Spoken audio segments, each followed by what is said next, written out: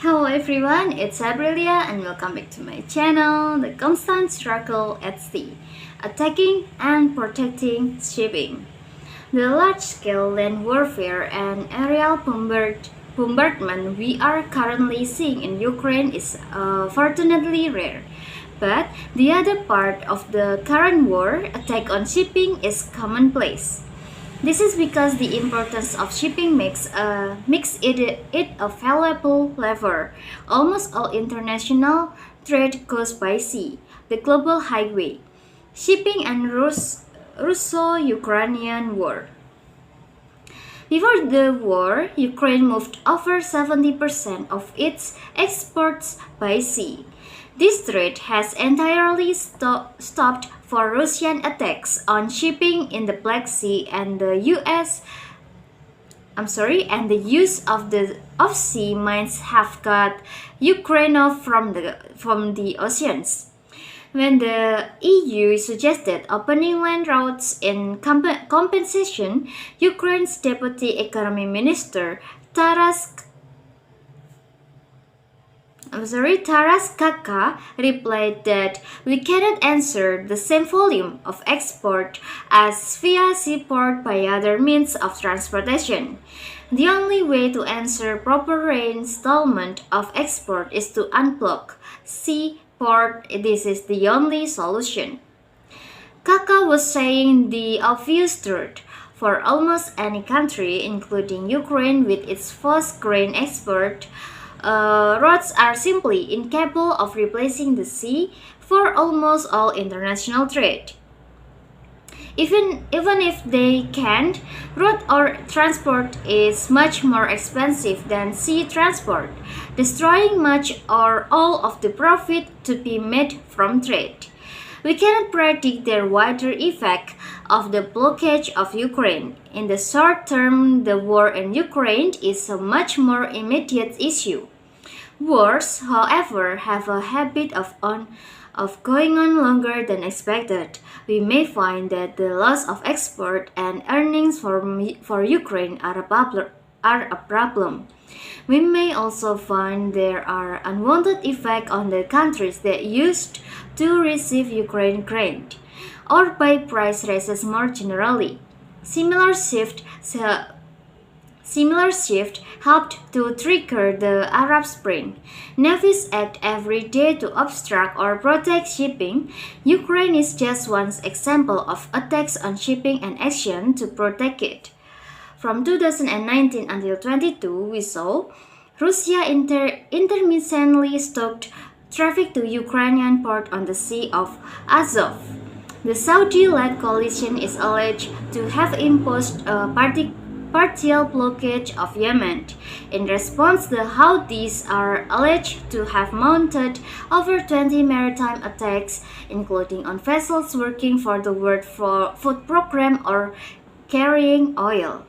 Ships carrying weapons from North Korea to conflict around the world were intercepted by Egypt and other countries, and Greece intercepted a vessel taking weapons to rebels in Libya.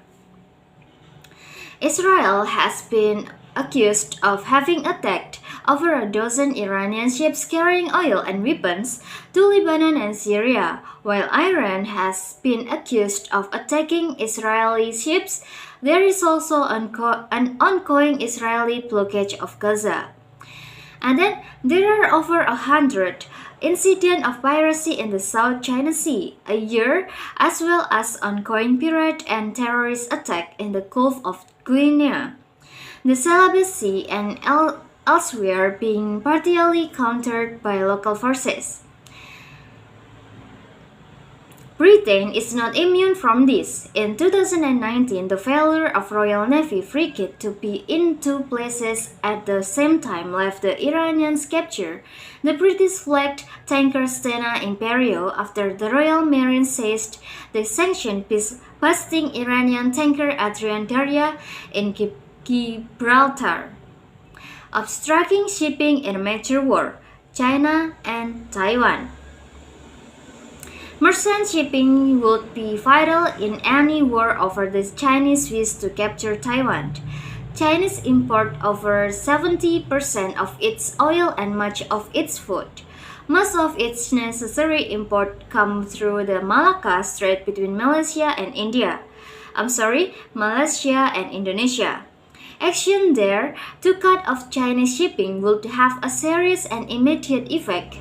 Hu Jiantao, a former Chinese president, described this Chinese problem as the Malacca dilemma.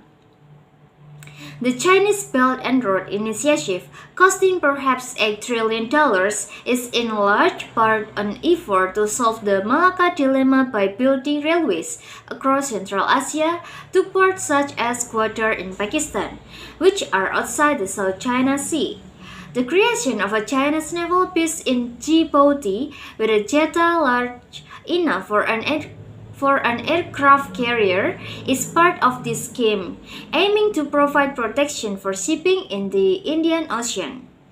The importance of sea power is forcing the Chinese to spend lots of money they could use elsewhere. Looking at it a different way, the expansion in Chinese oil storage capacity is as important an indicator of their readiness to invade Taiwan as their construction of landing craft. And then another possible model for action against shipping in conflict, including against countries other than China, is the Iran and Iraq war in the 1980s, in which both sides tried to destroy the other's economy by attacking its shipping. Ports can also be attacked. The Russian landing to capture the Georgian port of Poti in 2014, attack in Libya by different groups in 2016 and 2019, and the two alleged Israeli attack on Latakia in Syria in 2021. And why is the obstruction or protection of shipping often ignored? Why are these interceptions of shipping so little known? Perhaps there is an element of sea blindness. Ports have moved out of the centers of our seaside cities, and we now fly to troubled areas or on holiday there rather than going by sea. As civilians, we no longer regularly see the ships that make the global economy work, and which move the weapons and supplies needed for war. Naval thinker might also take some of the blame for not explaining the issue clearly. In particular, the Second World War Battle of the Atlantic is too often used as an example. There are many useful points one can draw from that campaign, but to the United, it can seem that we are fixating on something 8 decades old. Okay, that's all for today. Thanks for watching. Don't forget to like, comment, and subscribe the channel. See you in the next video, and bye bye.